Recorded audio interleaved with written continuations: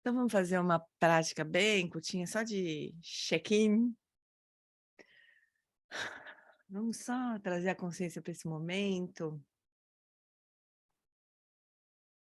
E nota como é raro isso, né? De a gente poder se encontrar para conversar sobre o que importa. Conversar sobre o caminho que pode nos levar até o final da confusão, até a própria iluminação. A gente pode se alegrar com isso. Não é só um encontro no Zoom. É um encontro de pessoas que querem avançar, querem aprender a se livrar do sofrimento, que é para poder ajudar todo mundo em volta.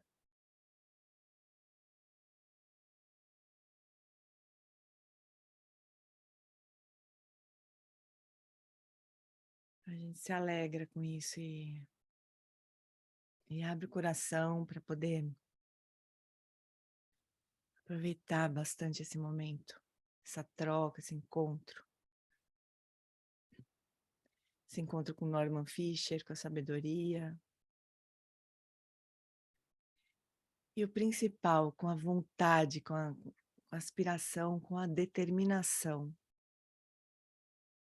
de realmente aplicar o que fizer sentido na nossa vida, no nosso dia a dia, de verdade.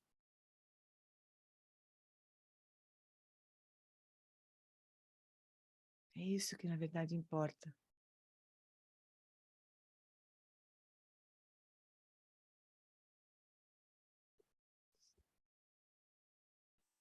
Então, tá bom. Então, agora abrimos os olhinhos para se encontrar aqui. Agora tem o Rick e o Ed também, professores aqui, os meninos representantes. Então tá, fofuras. Ed, eu já ia reclamar da sua ausência. Já não estava suportando sua ausência.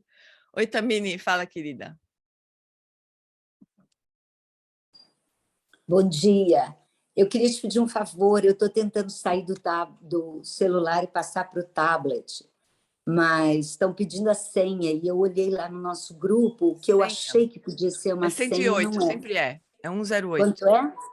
Quanto? 108. Obrigada, obrigada. Era só isso. Tá bom. Deixa eu confirmar que é.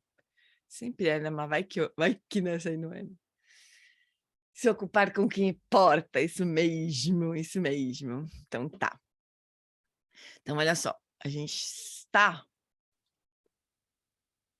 ainda no capítulo do esforço alegre, empenho alegre, alegre empenho.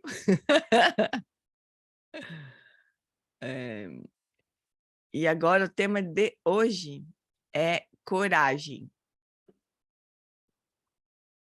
Então, dentro dessa perfeição do alegre empenho, por que será que a gente precisa de coragem, né? Por quê? Vamos ver o que o nosso teacher tem a dizer. Então, a perfeição do alegre, deixa eu desmarcar aqui para eu não se enganar na próxima vez, que não será semana que vem, fofura, semana que vem nós vamos pular, porque eu vou estar viajando. Então, vai ser na próxima. Depois a gente combina direitinho. Então, a perfeição do alegre empenho, da palavra em sânscrito virya, que significa heróico, como você bem deve lembrar, pode também ser compreendida como coragem. Olha só. Coragem implica altruísmo.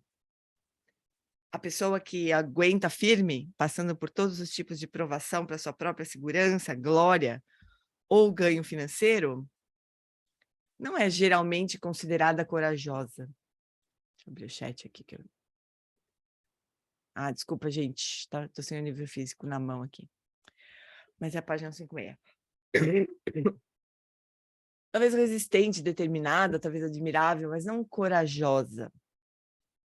Nós entendemos uma pessoa corajosa como alguém que assume uma grande dificuldade, não para si mesma, não para benefício de si mesma, né, mas para benefício dos outros, sua família, sua nação, ou um grande ideal. Os bodhisattvas são corajosos nesse sentido, eles sempre estão tentando esticar além da preocupação normal consigo próprios, e além da preocupação normal, né, comum. Isso é sempre um ato de coragem. Então, o bodhisattva, não à toa, eu estava mostrando para vocês o livro novo da Jetsuma, né? O Coração Heróico. Esse livro é sobre o caminho do Bodhisattva, né? É um comentário da Jetsuma sobre um texto clássico budista que chama 37 Práticas do Bodhisattva, ou 37 versos sobre a prática do Bodhisattva. Então, o Bodhisattva é considerado um herói espiritual, especialmente, né? Porque mais do que...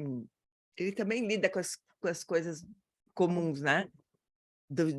O Bodhisattva faz o que precisar para ajudar os seres, né? Inclusive provendo recursos, né? Na medida que é possível. Mas ele não para por aí, né? Então, precisa de muita coragem, realmente, né? Para olhar para o sofrimento, não é? Às vezes não dá um certo desencorajamento, né? Ah, eu preciso compartilhar uma coisa com vocês muito legal, muito bonita. Semana passada, estava numa prática com o Gespen, abriu para perguntas, acho que quarta-feira passada à noite. Quando abriu para perguntas, eu falei sobre uma coisa que estava acontecendo comigo recentemente, que possivelmente acontece com vocês, já aconteceu e acontece com vocês também, né? Que é se entristecer frente a tanto sofrimento, né? Parece que a coisa só vai piorando, porque quanto mais a gente se aprofunda nos estudos budistas, mais a gente entende as diversas camadas de sofrimento, né? Como é que a gente faz para não ficar triste, né? E o que a gente faz com a tristeza? Foi essa pergunta que eu fiz. O que a gente faz com a tristeza, né? Aí o Geshe Page falou que em tibetano a palavra compaixão, ninje, ela também tem um sentido, além do coração sem medo, né? Ela também tem um sentido de algo que não é feliz, que não é alegre, assim, né? A compaixão em si. Porque é difícil, você está testemunhando a dor dos outros, né? Então, não tem muita razão para a gente se alegrar, ai, que legal, né? O sofrimento, puxa, que bonito. Não é muito isso, né? Então, não tem propriamente uma alegria em testemunhar o sofrimento, mas não é uma tristeza que tira a sua energia. Não deveria ser uma tristeza que tira a sua energia, né? Ele falou que ele deu um exemplo como se você tivesse duas pessoas estão presas, né? Uma está presa porque aprontou, fez alguma coisa errada e foi pega e foi preso, né? Aí aquela experiência é uma coisa, né? E outra, uma pessoa que foi presa por ser um ativista, por estar defendendo um ideal, né? E aí desobedeceu alguma coisa e foi presa, né? As experiências são muito diferentes, né? A prisão daquele que aprontou, ela é uma punição mesmo, né? A prisão daquele que está defendendo alguma coisa, ela não impede que aquele sentimento continue vivo, né? Às vezes é bem ao contrário, né? Às vezes uma dificuldade dessas no caminho de alguém que está lutando por um ideal, ela traz mais energia ainda, né? Então, a tristeza da compaixão, ela deveria ser assim, ela deveria nos trazer mais vontade, fortalecer a nossa motivação, né? De entender o que é tudo isso, né? E como que a gente faz para lidar com tudo isso, né? Ter mais compreensão e entender melhor o que fazer, o que é possível fazer, né? Eu achei muito útil, para mim foi muito útil, sabe? Essa comparação, assim, né? Do que é alguém que está preso porque aprontou e alguém que está preso porque é um ativista, né? Que quer fazer alguma coisa diferente, né? Mas que a tristeza ela realmente é parte, né? do caminho. Não tem... Vários mestres falam sobre isso, sobre a tristeza do Bodhisattva, sabe? Tem que ter uma tristeza, né? Porque isso significa que a gente foi tocado, que o nosso coração foi tocado mesmo. Agora, não é uma tristeza que desiste, pelo contrário, né? Você não tem sentido realmente, né? É uma tristeza que se dá conta de si mesmo, dá conta da tristeza, né? E usa aquilo como um impulso para ir adiante, né? Oi, Si, fala. A gente, na nossa cultura, a gente tem muito essa ideia de não acolher a tristeza, né? A gente quer ficar livre dela. Se livrar, né? Então, esse é realmente um convite para acolher, né? Ela tá aí, ela faz parte da gente. Dependendo da forma que te acolhe, a gente se sente melhor, né? Eu tive dias, assim, momentos que eu fiquei muito triste, né? Todo mundo tem esses momentos, assim, né? Mas eu tinha uma impaciência, eu tenho que confessar, tinha uma impaciência que às vezes durava muito tempo demais, assim, né? Ai, não. E era uma coisa assim que eu, sabe, que eu sentia que faltava energia. Mas é porque falta sabedoria para mim também, então não tem jeito, né? A gente vai tropeçar, a compaixão para ela poder se transformar em alegre empenho, né? Em víria, em coragem, precisa de sabedoria. E às vezes falta, né? Então, eu muitas vezes senti que eu tô perdendo fôlego aqui, né? Não perdia também, porque passava, sei lá, um tempo, melhorava também, né? Não é uma coisa que, obviamente, né, que vai durar para sempre. Mas muitas vezes eu tinha uma impaciência, sabe?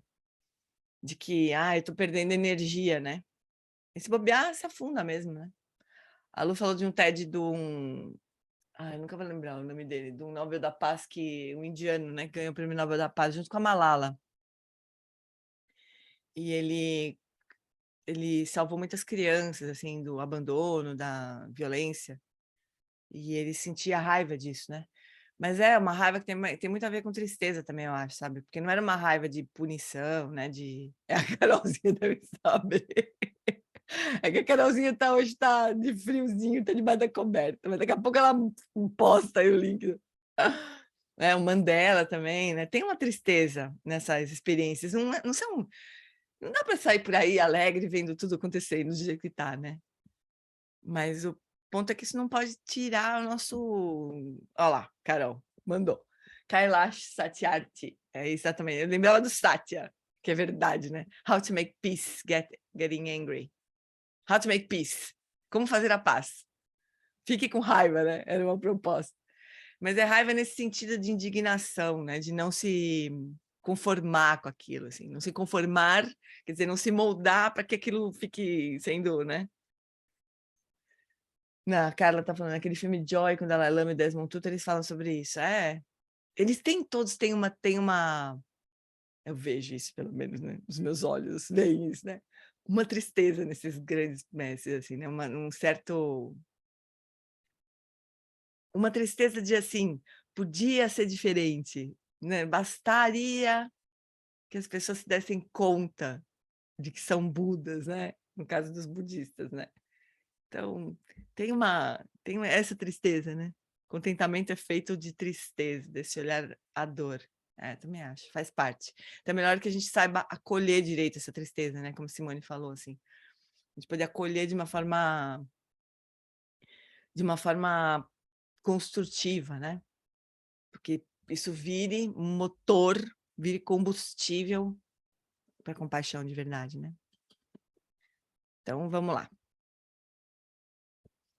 Então, como todas as pessoas... Peraí. Como todas as pessoas corajosas sabem, coragem não é ausência de medo.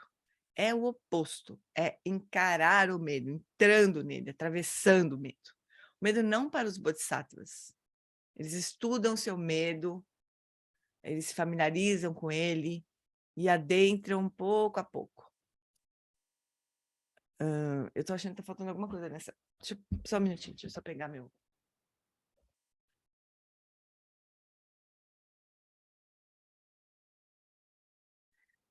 Então, O medo, assim como a tristeza, né, não é motivo para o Bodhisattva desistir das coisas, né? Eles compreendem que o medo é inevitável, que vai nos derrotar e nos encolher se nós não encararmos, né? Mas se lidarmos com ele, vai nos fazer crescer. Quanto mais profundamente nós formos na questão do medo, mais notamos o quão comumente ele aparece de maneira sutis. Temos medo não apenas diante do perigo físico, da perda dramática, mas também todos os dias, em quase todos os nossos encontros. Constantemente tememos humilhação, exposição, constrangimento, fracasso. Apesar desses sentimentos serem leves ou sutis, eles influenciam a maioria das nossas respostas comuns e nossas visões de mundo, né? Nossos pontos de vista. Eles nos encolhem, nos tornam defensivos, nos impedem de nos aprofundarmos, de criarmos relacionamentos significativos que poderíamos ter em todos os encontros de nossas vidas, se ao menos tivéssemos coragem. Acontece que é preciso coragem simplesmente para ser uma pessoa normal, em paz no mundo, entre os outros. Não é grandes atos heróicos, não, a coragem é básica. Na maioria das vezes, nós não estamos em paz. Nossas zonas de conforto são muito pequenas e nós as protegemos constantemente. Com a prática do alegre empenho, temos a coragem de perceber esse medo diário, de nos engajar com ele, nos olhar para ele, superar e nos expandir em direção aos outros. Geralmente, esses medos mais sutis, assim, a gente nem nunca olhou para eles direito, né? E talvez eles nem existam primeira... Sabe aquela olhada que você fala, ei, quê? Aí só de você fazer quê? Que eu já desmorono, porque não tem o menor sentido, né? Então, muitas vezes os medos são assim, outras vezes não são, são mais profundos, assim, né? Mais enraizados, a gente vai precisar de mais cuidado, mais paciência para olhar para ele, né? O amor é a coisa mais apavorante de todas. Preciso coragem para amar. Porque nós temos que nos entregar pelo amado, temos que estar dispostos a sofrer. Com o alegre empenho, os bodhisattvas encaram esse grande risco. Eles desenvolvem essa grande coragem. Ele não está falando de amor romântico aqui, né? Está falando de um amor por todos os seres, imagina? Realmente precisa de coragem. Deixa eu só abrir rapidinho aqui o livro em inglês para eu checar uma coisa aqui. The world could be otherwise. Integridade. Coragem. Deixa eu ver uma coisa aqui. Só um minutinho, deixa eu só ver que palavra. Está faltando alguma coisa ou não aqui? Fear doesn't stop. O medo não... Ai, que idiota. O medo não para os bodhisattvas. Tá certo, né? É que eu acho que tem um acento nesse para. Não sei se caiu esse acento, mas o medo não para os bodhisattvas. Ele não impede que os bodhisattvas avancem. Tá certo, não tá faltando nada aí. Tá faltando esperteza da minha parte. Então, amor por todos os seres, né? A gente, às vezes, tem medo de se abrir para sentir alguma coisa por uma pessoa, imagina por todos. É que tem uma diferençazinha desse amor aí dos bodhisattvas, né? O nosso amor, geralmente, ele está super misturado com o nosso apego, né? Aí o apego tem sempre um medo de conseguir, de não conseguir o que quer, né, de perder o que tem sempre um medo que vem junto com o apego. Aliás, o medo é a grande manifestação do apego, né? O medo de perder, o medo de, sei lá, o que, de a coisa mudar, né? Medo de sofrer, enfim, né? Mas não tem nada a ver com amor, isso tem a ver com apego, né? E os bodhisattvas, e o nosso caminho como bodhisattvas é a gente se livrar e se livrando do apego, né? Esses dias eu também estava ouvindo um ensinamento do Eric, não, do Chokinima, do mestre do Eric, professor do Eric. E ele falando que que a gente chama de felicidade é aquilo que é quando o apego dá certo, né? Quando a gente consegue o que a gente quer por apego. Isso a gente chama de felicidade. Tem alguma chance de dar certo, né? Uma hora que não vai ruir, o apego vai doer, né? Então, Nosso medo tem a ver com isso, né? Tem a ver com apego, não tem a ver com amor, na verdade, né? Então, para os bodhisattvas, o medo é uma coisa que eles precisam, de fato, vencer. E eles estão dispostos, né? O que vocês acham, fofuras? Todo mundo quietinho, tá o quê? Frio? Eu tô falando muito aqui. O que vocês acham desse termo coragem? Eu acho bonito, uma das palavras que eu mais adoro é destemor. Destemor, né? Que é o primo da coragem. Mas é um... Destemor, para mim, tem uma cara mais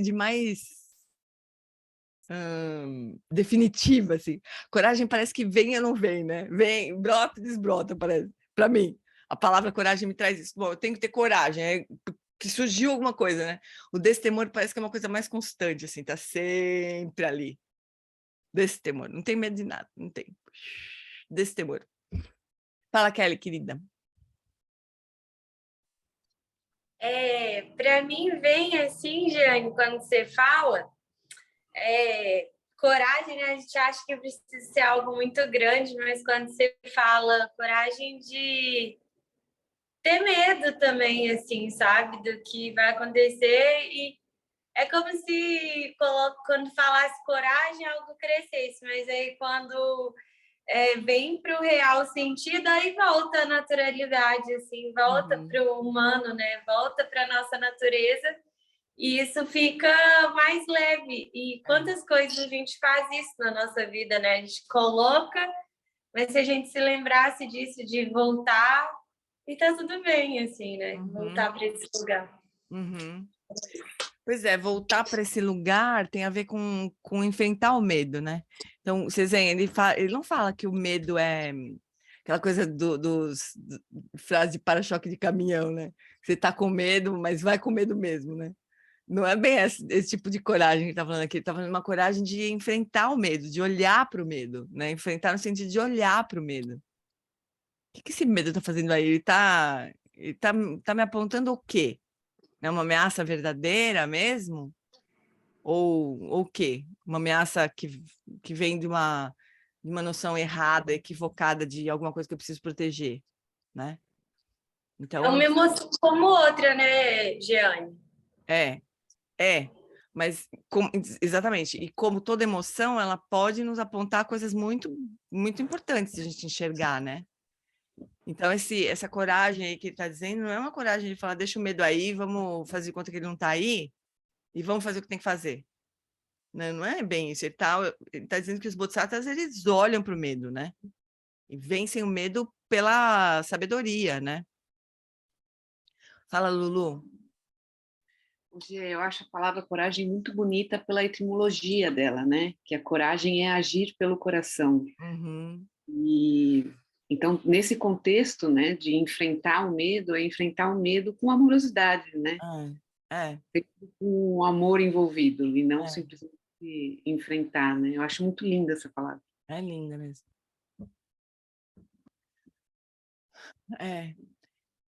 Porque o que pode fazer a gente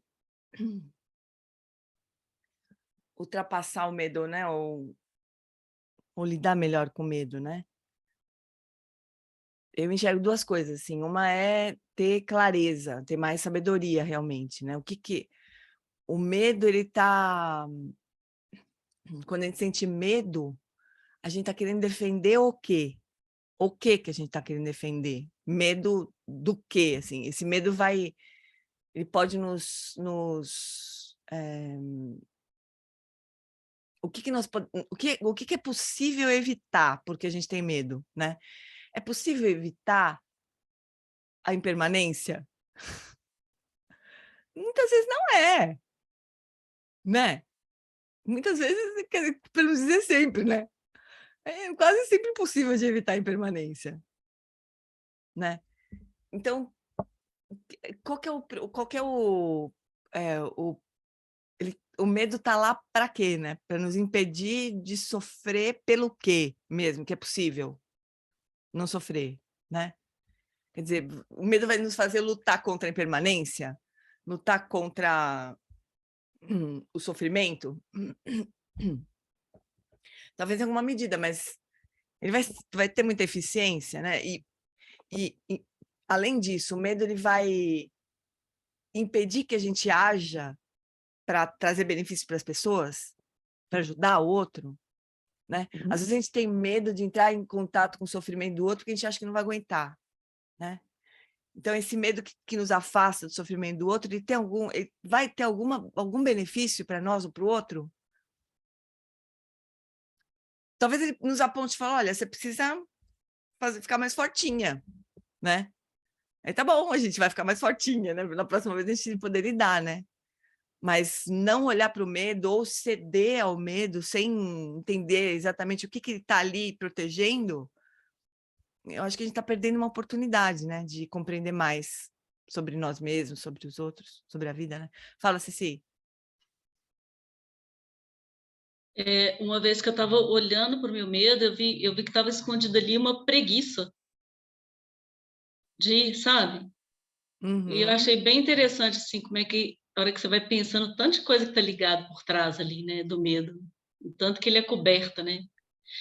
Quando você olha, você joga luz ali, você vê um tanto de coisa que você precisa trabalhar, porque tá ali escondido atrás do medo. Porque tem a ver com essa zona de conforto que ele falou, né? Quando você falou de preguiça, eu me lembrei disso, a zona de conforto. É uma delícia, né? Ficar ali na nossa zona de conforto. Mas e daí, né? Nós vamos chegar onde mesmo, né? Nós vamos ficar como, né? A hora que essa zona de conforto for sacudida de verdade, né? Nós vamos ficar como? Oi, Samsung SMP615.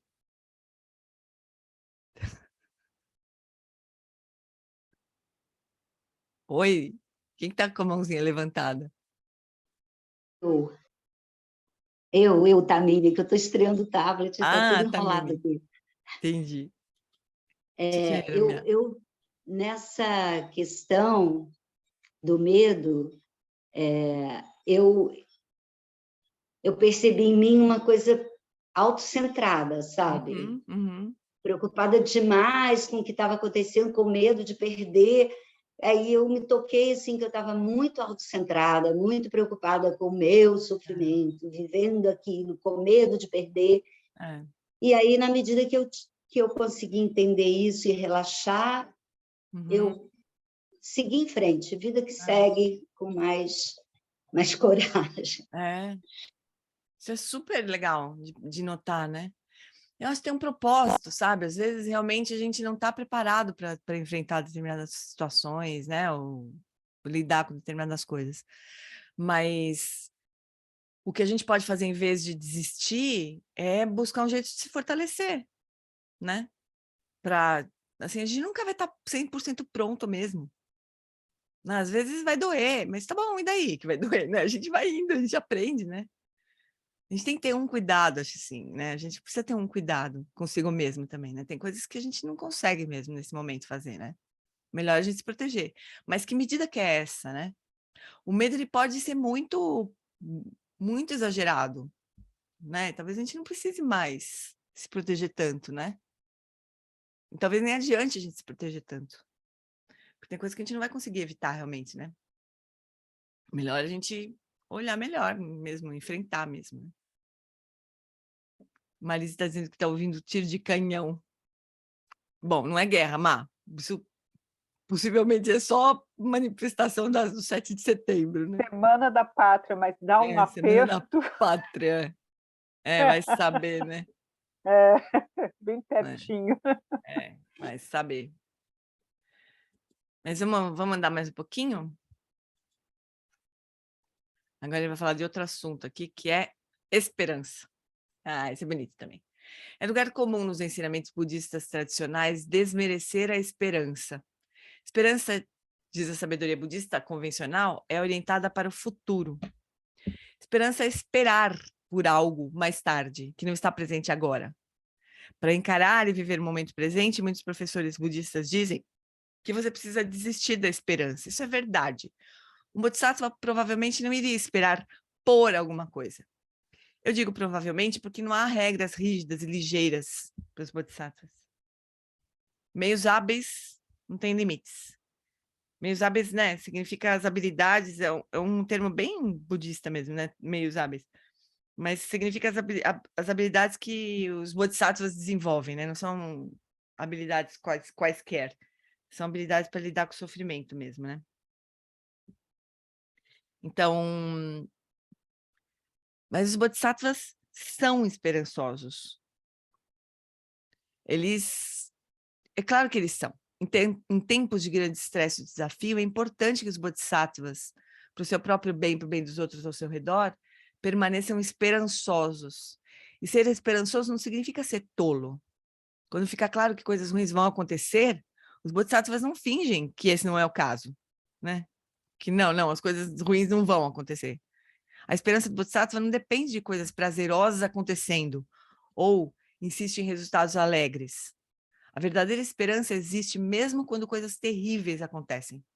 A esperança do bodhisattva surge como uma consequência da prática do alegre empenho. Não tem nada a ver com o que acontece ou deixa de acontecer.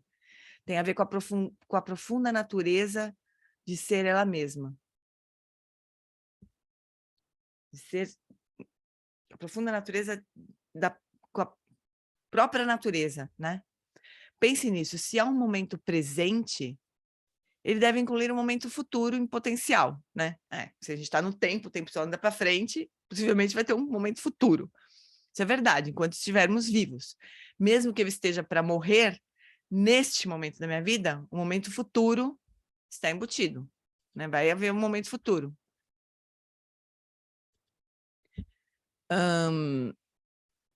Assim que não houver um momento futuro e meu momento presente, eu não sou mais um ser vivo, né? Vida é tempo. Né, esperança, a gente tem essa linearidade temporal assim na nossa experiência, né? Cada momento da vida contém um momento futuro. Momentos futuros são desconhecidos e desconhecíveis, porque eles ainda não ocorreram. Ninguém pode predizer o futuro. Algo bom sempre pode acontecer, e não importa o quão improvável isso possa parecer. É claro que algo ruim também pode acontecer, mas o ponto é, ninguém pode saber o que o próximo momento trará, como que ele aparecerá, como ele vai ser, quais serão suas consequências. Isso é a vida. Os bodhisattvas, sentindo profundamente essa verdade, são sempre esperançosos pelo próximo momento da vida. Mesmo que traga catástrofe, encontrar essa catástrofe com um alegre empenho é sempre possível. Quando você encontra um momento desse jeito, mesmo que seja o último momento da sua vida, será nobre, decisivo e amável. Ou amoroso. Então, a esperança do Bodhisattva, ela não é que o Bodhisattva espera que tudo dê certo, né? O Bodhisattva sabe que pode acontecer coisa ruim, coisa boa, mas ele sabe que ele vai lidar com o que vier. Isso que é o bacana da esperança do Bodhisattva, né? A esperança não é com respeito ao que está fora, é com respeito ao que está dentro. Seja lá o que vier a acontecer, ele vai lidar com as habilidades que ele tem, incluindo essa perfeição do alegre empenho, né? Ou essa qualidade do alegre empenho, até que ela seja perfeita, né? Então, isso é bonito, porque é uma esperança realista, como diz a Johanna Lifax, né? Uma esperança inteligente, assim. A esperança inteligente, ela tem essa coragem dentro, né? De acontecer o que acontecer, eu vou lidar, né?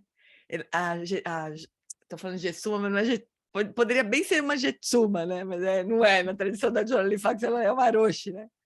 Então, a Aroshi Johanna Lifax, a esperança ativa é da Joanna Macy, né? Mas é o mesmo princípio, assim. A Johanna Lifax, ela fala da esperança sábia, wise, hope, como ela conta a história de, sei lá, de uma guerra, uma grande guerra, né? E um grande bombardeio, um grande ataque, mais ou menos isso, não sei se não estou lembrando exatamente, mas mais ou menos isso, de um grande ataque. E aí a pessoa que tem esperança, ela fala assim, eu vou guardar umas batatas, eu vou deixar umas batatas guardadas, né? Não é porque eu tenho esperança, eu estou torcendo para todo mundo sobreviver, eu tenho certeza que ninguém vai morrer, porque vai ser um grande ataque, muitas pessoas vão morrer, mas eu vou guardar umas batatas, porque caso alguém sobreviva, as batatas vão estar lá, né? Isso é bonito, Porque tudo pode acontecer, né? Coisas boas ou ruins. Então, se preparar para lidar com o que quer que aconteça é uma coisa bonita, né? Isso é uma coisa muito bonita. Que a gente possa lidar com o que quer que aconteça, né? Do jeito que vier, assim. Isso é muito bonito. A esperança ativa também, né? A esperança que tem ali no trabalho da Joanna Macy. Porque se a gente não tem esperança, é que essa palavra ela tem parece que a gente está esperando por alguma coisa que vai acontecer, mas não, né, tem uma expectativa de alguma coisa que vai acontecer de um determinado jeito. Mas não é isso, essa esperança do Bodhisattva não é essa, né? É a esperança no sentido de eu vou me preparar para lidar com o que acontecer da melhor maneira, né? Eu vou dar o meu melhor para que o melhor desfecho aconteça.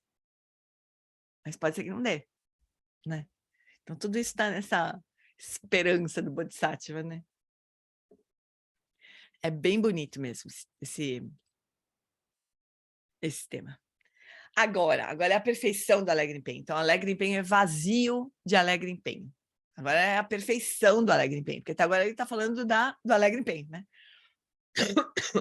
Mas essas qualidades todas dos bodhisattvas, elas são levadas à perfeição. Então, como falamos sobre cada uma das 6 perfeições, desculpa, a perfeição do alegre empenho não existe realmente. Apesar de nós gastarmos várias páginas discutindo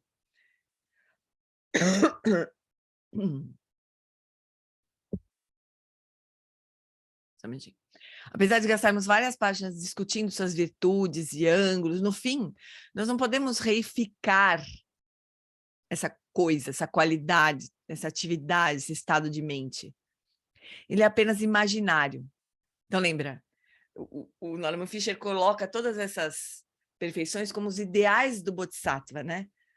Como se fosse uma direção, mas não como algo que realmente existe, de fato, concretamente, né? É nesse sentido que ele diz que é imaginário, né? Lembre-se que a palavra perfeição, que está acoplada a cada uma das práticas que estamos falando, significa que cada uma dessas práticas está infundida com a 6ª perfeição, que é a perfeição da compreensão, a sabedoria. A perfeição de todas as perfeições. A perfeição das perfeições, né?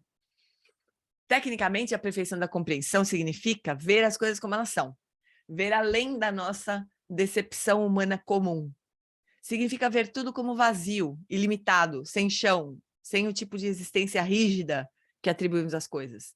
Vemos as coisas como separadas e reais, né? A gente vê o mundo assim, separado de nós e reais. Mas elas não são. Coisas, práticas, ideias, ensinamentos, técnicas e seres, eles não são fundamentalmente reais, apesar de nós projetarmos isso sobre as coisas, né? Esse estado de concretude sobre as coisas. Projeção é um termo psicológico comum, que significa ver as coisas de um modo distorcido, por especialmente atribuir as qualidades das experiências passadas ou de relacionamentos às qualidades presentes. Mas os ensinamentos do budismo Mahayana, que estão infundidos com a perfeição da sabedoria, tudo é entendido como projeção. Tudo, tudo, tudo. Então, na verdade, a coragem, lidar com medo, fazem parte da nossa vida comum, né? Da forma como nós vemos o mundo com a visão comum, né? Mas quando a gente vê o mundo com a visão da perfeição da sabedoria, nem faz sentido falar sobre medo, autocentramento, eu, outro, né? Então, essa lógica ela não funciona mais, né? Na visão dos Budas. É simplesmente a forma como as coisas são, né? Mas para nós ainda, quando a gente está no caminho, aquilo é uma qualidade que precisa ser cultivada. Mas se o Buda está olhando de lá do fim do caminho para cá, ele não está vendo um ser que está manifestando coragem, porque tem um eu que precisa ser defendido. Ele não vê assim, né? Mas a gente vê. Importante a gente saber disso, né? Senão a gente vai ter a sensação que nada precisa ser feito, porque, ué, afinal de contas, tudo é vazio, e blá, blá, e aí a gente fica girando no samsara como a gente girou até agora, né? Então, nos ensinamentos do budismo Mahayana, que estão infundidos com a perfeição da sabedoria, tudo é entendido como projeção. Há apenas projeções. As coisas não existem como pensamos que elas existem. Elas são fluidas, livres. Os problemas que pensamos ter não são problemas projetados, não são problemas, né? São projetados, são irreais, são problemas projetados. A pequenez das nossas vidas, nossa falta de coragem, nossa preguiça, viu, Cí? Nossa preguiça, nossa letargia, são projeções que existem por causa da dor que experimentamos no nosso mundo errado, projetado. Isso é um alívio. Ao mesmo tempo, putz, grana, por que a gente não vê desse jeito? Né? Por que a gente não entende isso, afinal de contas? Então, essas perfeições também não existem, elas são meios hábeis, elas são caminho. Depois, tem uma metáfora do budismo, que é o budismo como se fosse um barco, né? Para você atravessar para outra margem, atravessar da margem da falta de lucidez para a margem da lucidez. Depois que você atravessa, você não precisa mais do barco, né? Então, essas perfeições, elas são assim também. Nós precisamos da perfeição da paciência, perfeição da generosidade, do alegre empenho, precisamos de todas as perfeições para atravessar. Depois que atravessou, não precisa mais do barco. Elas são meios hábeis, são modos de olhar e abordar o que é essencialmente inefável, inagarrável e impossível. Estar verdadeiramente vivo. Como disse no fim do caminho anterior, do capítulo anterior, a razão desse aparentemente tortuoso e estranho ponto filosófico importar é que ele nos mostra que não faz sentido ficarmos incomodados com a nossa prática espiritual. E assim nos sentir pressionados, julgar nós mesmos, nos estressar com esforço excessivo, autoflagelação, quando nós pensamos que não estamos fazendo esforço suficiente. Nada disso faz sentido. Não há padrão de alegre empenho para medirmos a nós mesmos e os outros, menos ainda, né? Quer dizer, não tem uma escala, assim, uma nota. As 6 perfeições são essencialmente funções da imaginação. E nós simplesmente praticamos, né? E nós vemos que as nossas vidas não são o que nós pensamos ser. Que os nossos problemas são baseados em falsas premissas. Então a gente segue praticando. Não tem uma escala, né? O que é real? Nós não conseguimos dizer o que é real. O budismo não diz. Ele diz pratique. Por quê? Por que ele não diz? Porque se ele disser isso aqui é real, a gente caiu no mesmo engano de sempre, né? De achar que tem alguma coisa que é real. Então, o budismo só vai tirando o chão. Tira o chão, tira o chão, tira o chão, tira o chão, né? E aí, lá no fim, a gente vai descobrir que não tem chão, que nunca existiu chão. Mas até chegar lá, a gente só precisa tirar o chão. Qualquer chão que o budismo der para nós, não vai ser verdadeiro, né? Vai ser só mais um chão, como todos os que a gente construiu. Então, é dureza, muito dureza.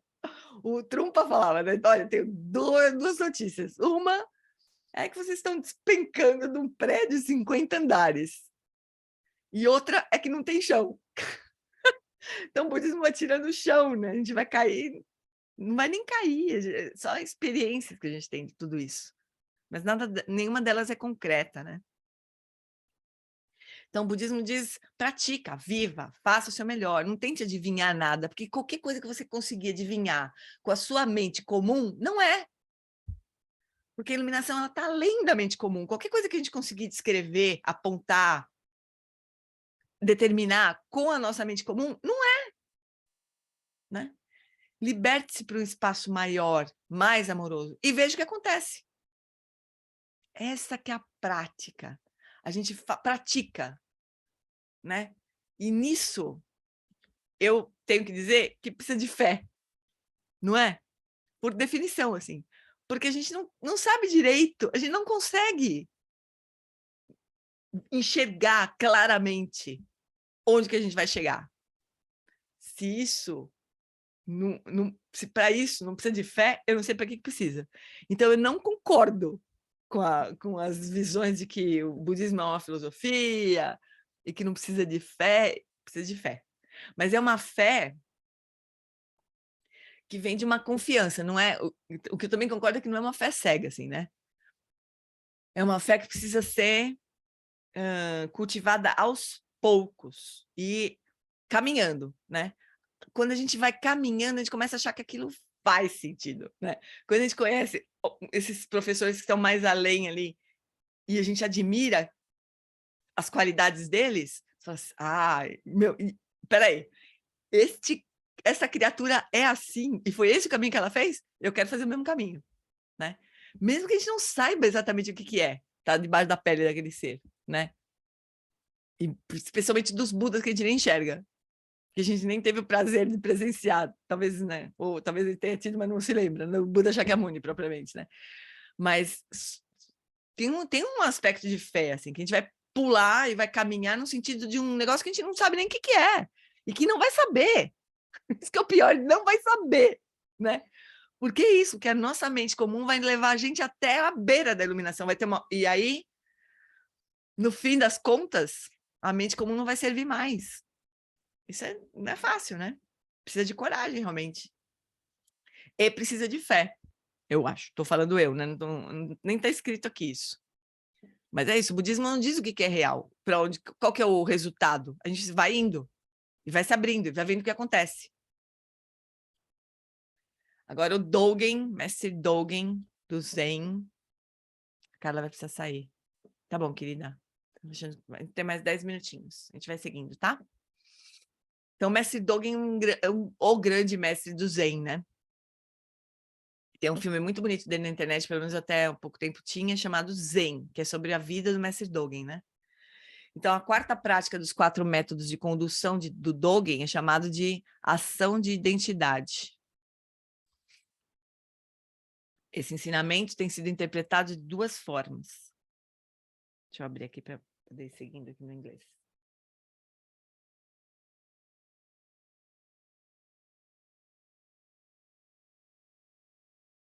Então, ação de identidade. Esse ensinamento tem sido interpretado de 2 formas. A primeira e mais tradicional interpretação é o alinhamento de palavras e atos. Então, a ação de identidade é uma importante prática para qualquer um de nós, mas especialmente para os professores espirituais. Não é nada mais desencorajador para os seguidores espirituais do que perceber que os líderes religiosos não fazem o que dizem. Dureza, né? Mas acontece. Muitas pessoas me contam que abandonaram sua religião de origem quando cansaram de observar o comportamento desgastado de ministros, rabinos, padres e outros pilares da comunidade que descreviam um jogo melhor do que o que realmente jogavam. Isso é chamado de hipocrisia, que literalmente significa fingir, encenar um papel. E eu levo isso a sério. Eu tento não dizer nada nas minhas palestras, apresentações ou livros que eu não acredite e que eu não tente praticar. Eu posso não ser capaz de praticar essas coisas muito bem, mas eu tento. Se o que realmente eu penso ser verdade parecer contradizer os ensinamentos, eu digo. Meu objetivo é apresentar os ensinamentos que são úteis para as pessoas e praticar esses ensinamentos eu mesmo. E desse modo eu uso as minhas próprias palavras como encorajamento. Se eu vou advogar que os outros pratiquem como Bodhisattva, é melhor que eu mesmo fazer isso também, né? É uma boa ideia essa, né? Que os professores pratiquem o que eles ensinam, né?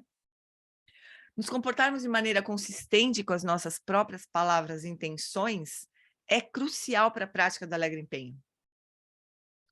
Nada mina mais a nossa energia do que a decepção. Enganar os outros, ou pior, enganar a nós mesmos. E nada desgasta mais a nossa força do que não vivermos de acordo com as nossas próprias intenções. Isso não é, gente, isso aqui não é um convite para a gente pegar o chicotinho, viu? Não entendam assim.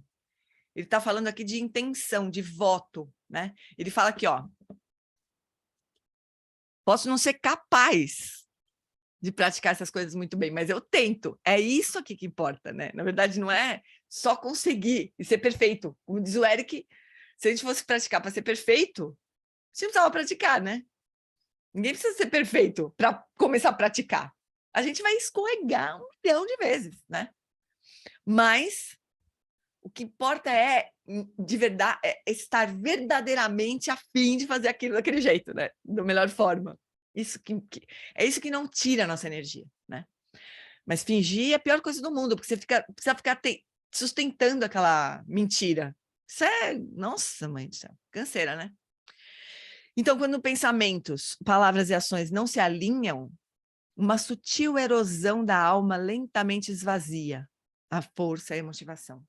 Quando os pensamentos, palavras e ações são coerentes, quando você se sente confiando na sua própria integridade, você se sente impulsionado, encorajado, mesmo quando seu corpo está exausto, você pode continuar seguindo. O Dogen vai além dessa interpretação tradicional, que já é mega importante, né? Isso tem a ver com... Às vezes a gente vê nos ensinamentos, né? A gente vê esse termo honestidade, né? Praticar com honestidade. Praticar com honestidade é isso, né? Tá inteiro ali na prática, né? Eu tô, sei lá, fazendo uma prece, eu tô inteira na prece, estou fazendo a prece, eu não tô só blá, blá, blá, blá, blá. Tô recitando mantra, eu tô inteiro ali, procurando corporificar as qualidades que são expressas naquele mantra, né? Com honestidade, né? Com a minha motivação de bodhisattva ali me levando, né? Me levando pela mão. Mas o Dogen vai além dessa interpretação tradicional. Primeiro, ele reelabora a ação de identidade como ação realizada com sentido interno de identidade com os outros. Deixa eu ver a coisa em inglês.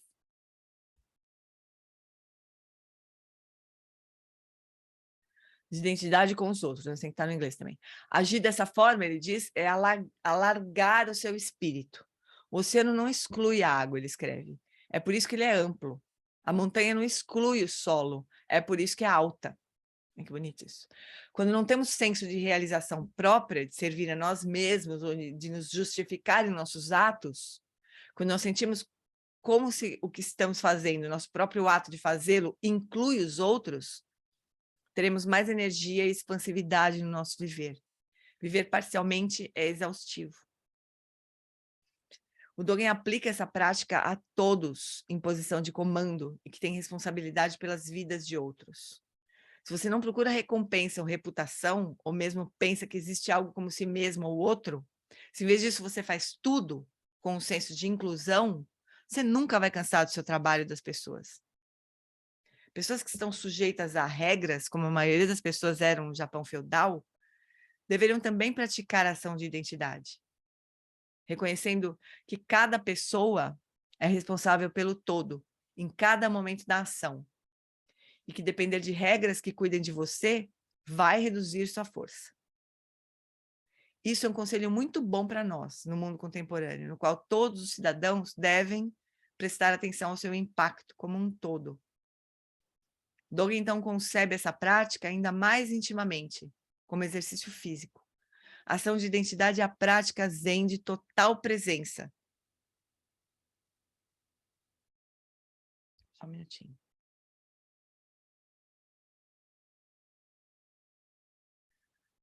Então, a ação de identidade é a prática zen de total presença em tudo que você faz. Ficar em pé, andar, meditar, cozinhar, limpar e assim por diante.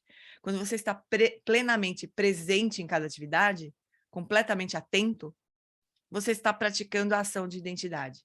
A atividade que a tudo inclui. Quando você varre o chão com plena atenção, você está varrendo o mundo inteiro. Ai, que bonito, é tão bonitas essas coisas, não sei. Quando você bebe calmamente uma xícara de chá com plena atenção, você está trazendo paz para todos. Quando você pratica assim, você tem muita energia. E os outros estão inspirados a também praticar desse modo. Que bonito, né? A gente vai parar aqui. Aqui. Ó, esse 37 práticas de um Bodhisattva é justamente o texto que a Jitsuma usou para escrever esse livro. A gente vai acabar estudando esse texto em algum momento, né? Que coisa mais bonita, né? Essa lembrança, né? De que quando a gente está presente, a gente não está separado, né? do todo. Isso realmente faz muita diferença, né? Pode fazer muita diferença se a gente lembrar disso toda hora, né? Da grande abertura. Ele fala lá na prática da generosidade, lá no comecinho do livro, né? Da gente se lembrar a todo momento de abrir o coração, de se abrir, de expandir, né? Para incluir tudo, não excluir nada, né? E daí a gente tira mais energia, ou a energia brota, naturalmente, né? Então tá, fofurinhas. Vamos encerrar? Antes da gente encerrar, começar a falar tchau, não sei o quê, a gente precisa combinar um negócio. Semana que vem, só um pouquinho. A semana que vem eu vou estar viajando, vou estar lá com o Eric Pemakunzan, lá no retiro do Body Training. Então, não tô aqui, né? Não dá. Daí a gente se encontra no dia 21. Certo? Então a gente pula a semana que vem, que é 14. E se encontra dia 21. E eu vou chegar cheia de amor para dar desse retiro. Então, a gente se vê dia 21, conto tudo para vocês. Tá bom? Vamos fazer uma dedicação na nossa prática?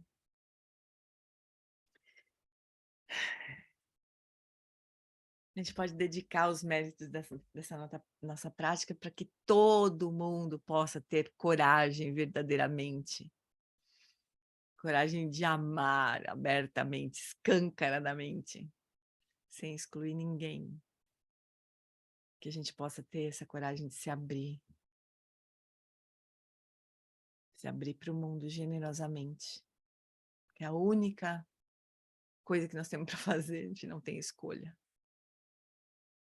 Que a gente possa fazer isso com alegria. Com coragem. Lembra, não tem chão. A gente está caindo do prédio, mas não tem chão. Certo, fofurinhas, queridos, queridas? Muito obrigada pela companhia. Levo todos vocês na bagagem, no coração. Maravilhoso. Obrigada, uma boa daqui 15 semana dias. para vocês. Obrigada. Boa viagem.